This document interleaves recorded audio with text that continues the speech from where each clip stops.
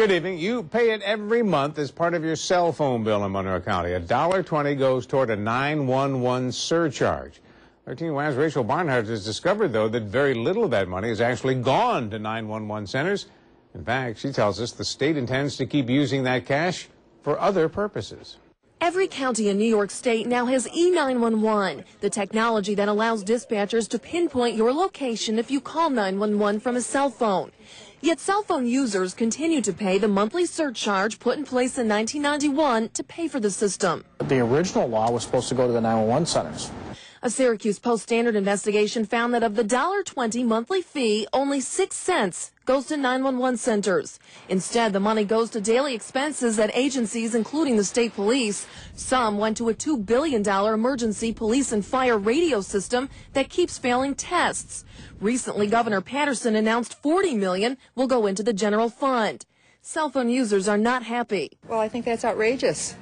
I think that it's a ripoff. Seems to me like if they're charging us for 911, it should all go to that service. Just typical extra change that the politicians are getting their greedy hands on. Assemblyman David Koon has been fighting for better 911 funding for years, ever since his daughter called 911 before she was murdered and dispatchers couldn't find her in time. That money is there for a specific reason. It's there for E911, and we need to make sure that that's where the money's going.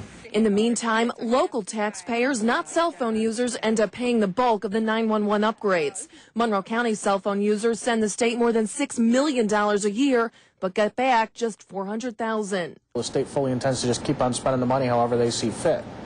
And I really think the public thinks that that money is for 911, and that's not the case. Monroe County's 911 annual budget is about $13 million. In addition to operating costs, though, the 911 centers have to deal with a huge cost of continually upgrading equipment. In fact, some counties have added a 30-cent fee on top of the $1.20 to pay for those local expenses. Yeah, we keep forgetting that we used to pay the local phone bill, local cell phone bill. Now it's on a larger scale. The question still comes up, though, how can they do this? I mean, they can take it, right? Well, they can. A 2002 comptroller audit actually slammed the state for using this money for things like overtime expenses, travel expenses, even paying their own cell phone bills for state officials. But then state lawmakers rewrote the law to make it possible. They made it so vague they can justify these expenses. All right. Hey, thank you, Rachel.